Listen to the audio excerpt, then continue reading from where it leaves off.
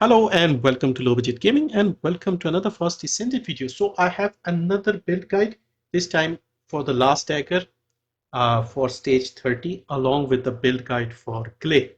Now I made a build guide for Last Dagger yesterday that was designed for taking out Colossus, and you can take out Gluttony with that as well.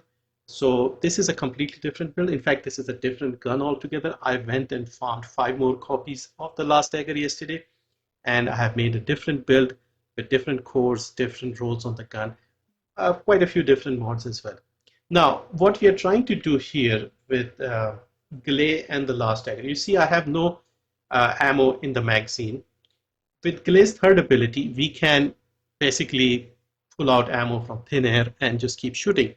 So what we are trying to do is do as much damage as quickly as possible and have her third ability available to us all the time. Okay, so that is like the main goal here. This is how you'll be able to do damage.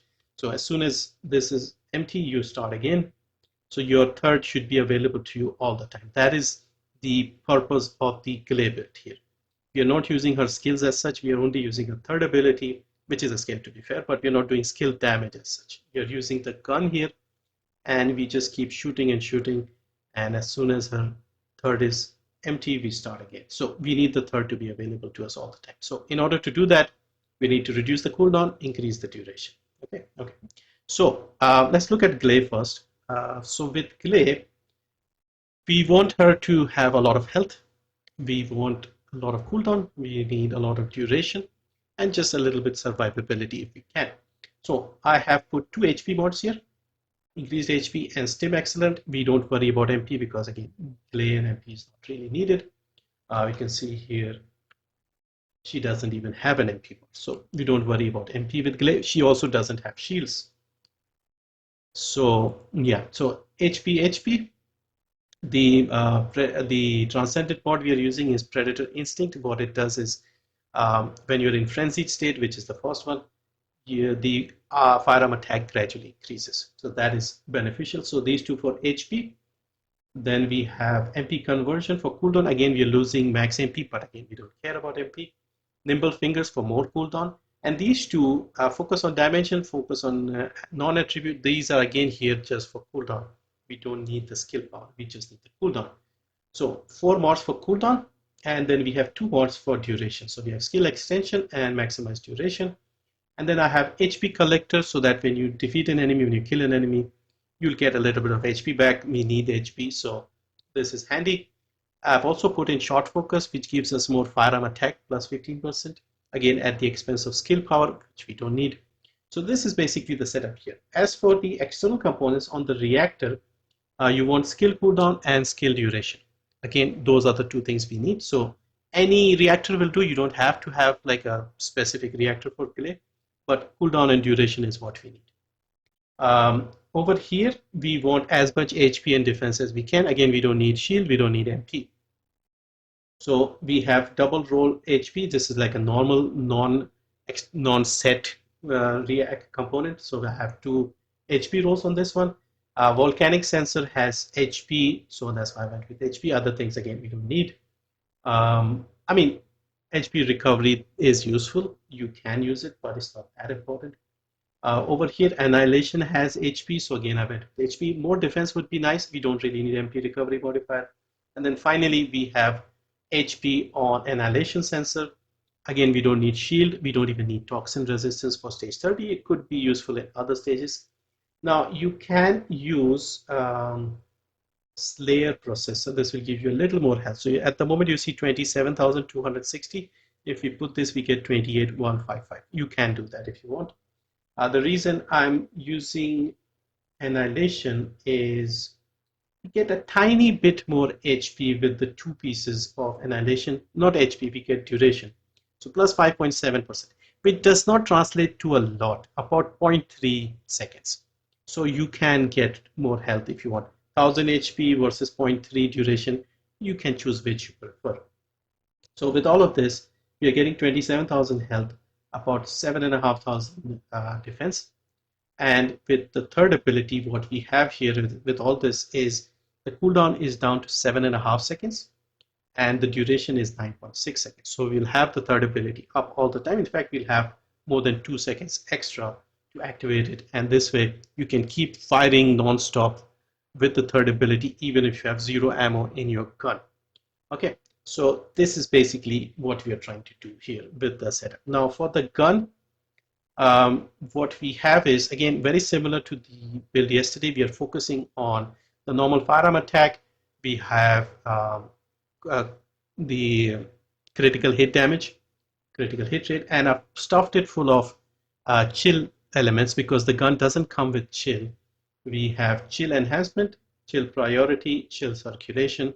So these three will do damage to enemies if they have triggered the status, the frostbite. And then we have mental focus. Now mental focus has two purposes. So one is obviously to give you more stacks and give you more damage. The other one is to keep check of our fire rate, which is insanely high. Now this is because on the roles and the cores I have a 2 fire rate course. Let's actually look at the options first. I have firearm attack, bonus firearm attack against Legion of Darkness, which is the Legion in the stage 30. We have weak point damage, chill attack. Okay. As for the cores, I have critical hit damage in the free slot, 2 firearm attack. I got 2 gold ones at 77%. This goes up to 80, so we are almost at the top. And 2 fire rate mods. So fire rate 20% and 18%. Now, with the issue of what I've heard, at least from other people, that if you go beyond 1300, there are issues. I did not personally notice an issue with the 1600, but just to be safe, you want to keep it under control and below 1300. So you could either not have 2 cores for fire rate. Let's say you're on console, because I've heard on console it's like even less. You have to be under 1000, otherwise your bullets start disappearing. So you could have 1 fire rate, and the other one you could put something like attribute status trigger rate. That would be helpful because we don't need ammo in this one or reload as such. So those two would be useful. But if you're on PC and you don't see an issue, you can put 2 fire rate mods. The benefit of the 2 fire rate mods is the mental focus mod, you can get the full 150 stacks. I was trying it with 1 and I was getting about 116 or so. With 2 fire rate mods, you can get the 150 stacks in one go. Now also the other thing is this 10% reduction means this fire rate is under control and below 1300. So it just works out very nicely for us with mental focus. So let me just show you. Now keep an eye on the stacks because we should be able to get 150 here.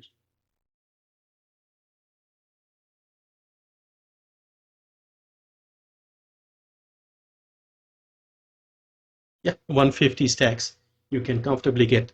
I was not getting that with 1 fire. So this is basically the setup for the gun and for Gley. And I have run this a lot over the weekend, at least 25-30 times, mostly with 1 fire rate because I was just not getting the second one. The rolls were not falling in place. But I have also run this. In fact, the footage you're seeing in the background is with 2 fire rates. And as you can see, it's very comfortable to clear stage 30. It just becomes very comfortable if you have, let's say, even one other person with you. So I had a Haley here. I've also run this with a full 4-man, 4 Gleys.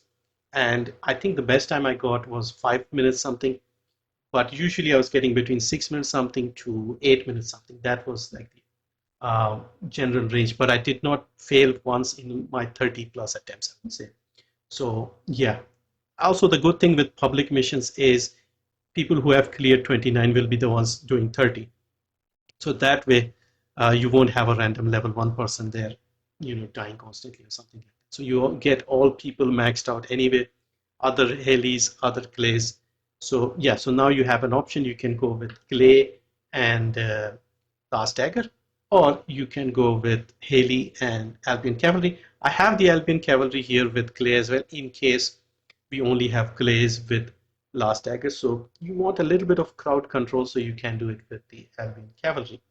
So yeah, that is it. I think I've covered everything, covered the reactors, the external components, health, guns, a Descendant build here. So yeah, you're basically trying to get the cooldown to 7.5 and duration just above 7.5. You don't have to have it like max out. Also, you can increase a little bit more duration with um, Battle of Stamina. So if you do this, you get this up to 10.1, but you lose quite a bit of health. So you go from 27 to 21. You can test this and see if you're comfortable with 21. For the most part, I found it to be okay. But yeah, just having that extra 5,000-6,000 damage cushion is handy, especially when those grenadiers can lob those bombs, the sticky bombs on you. So I found it to be just more comfortable, especially for reviving teammates and stuff. So you can just stick with this one and take advantage of the 27,000 HP. But yeah, overall, I've had actually had a fun time running with Gley because again, the teammates are good at stage 30, and if you're finishing it in 5-6 minutes, it doesn't feel that bad. Plus, you also get at least 2 cores, 2 level 10 cores, could be any of them. It seems the green ones don't seem to fall that regularly, to be honest. But yeah, I'm happy with how the Last Dagger has turned out. You can kill Colossus with this. You can kill stage 30 enemies. Also, if you want to use this for some of the previous stages, 28, 29, let's say, you can recatalyze these for the Xanatic or the electric stuff. So you can just swap this out. Now, of course, on the rolls here, you'll have to change this either or use something else that doesn't involve specific factions or something. But yeah, overall, this is like the min-maxed version of this gun for Gley. This gun will only work with Gley because we don't have any ammo on this. We are not using the gun's unique ability and using the 30 stacks and stuff like that. We're just using Gley and her third ability to take advantage of the gun.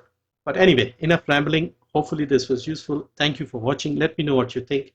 I'm really impressed with the Last Dagger. Last Dagger is insane.